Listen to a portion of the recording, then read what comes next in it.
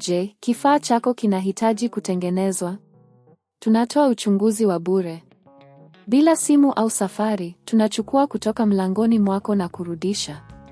Kabla ya ukarabati, tunatuma bei na tunaendelea tu baada ya idhini yako. Rahisi, wazi na kitaalamu. Kiungo kiko kwenye maelezo.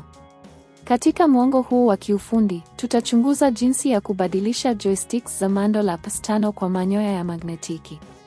Kwanza, ni muhimu kuelewa sababu za kufanya mabadiliko haya. Joysticks za kawaida zinaweza kuchakaa na kuathiri utendaji wa mchezo, na hivyo, kubadilisha kwa manyoya ya magnetiki kunaweza kuongeza usahihi na kudumu kwa muda mrefu.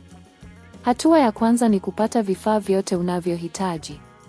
Unahitaji Mandolab 5, manyoya ya magnetiki, sidiria ya screws, screwdriver, kijiko cha plastiki au zana ya kufungua. Baada ya kuwa na vifaa vyote, hatua inayofuata ni kuanza mchakato wa kubadilisha. Fungua mando. Tumia screwdriver kufungua screws kwenye mando. Hakikisha unakumbuka sehemu za screws ili uweze kuzirudisha mahali baada ya kumaliza. Ondoa joystick za kale kwa kutumia kijiko cha plastiki. Fungua sehemu ya joystick kwa taratibu ili usiharibu sehemu nyingine za mando. Hakikisha unafuata mwongozo wa mtandaoni au video nyingine za kufungua mando. Weka manyoya ya magnetiki. Baada ya joysticks za zamani kuondolewa, chukua manyoya yako ya magnetiki na uweke kwenye nafasi iliyoachwa na joystick za zamani. Hakikisha zinakaa vizuri na zimefungwa kwa usalama.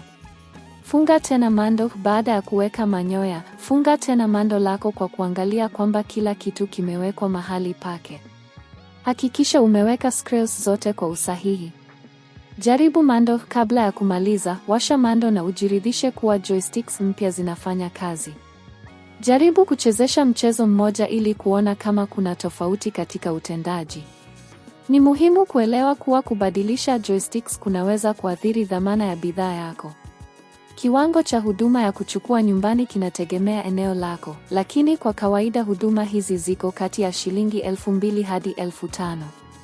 Pia, kuna huduma za uchunguzi wa bure ambazo zinaweza kukusaidia kujua hali ya mando yako kabla ya ukarabati. Kumbuka, ikiwa huna ujuzi wa kutosha, ni bora kupeleka mando lako kwa mtaalamu ili kuepuka uharibifu. Katika hatua hii, tumekamilisha mchakato wa kubadilisha joysticks za Mandolab 5. Usisahau kuangalia video zetu nyingine za kiufundi za PS5 na ujiunge na channel yetu kwa maudhui zaidi. Je, kifaa chako kinahitaji kutengenezwa? Tunatoa uchunguzi wa bure.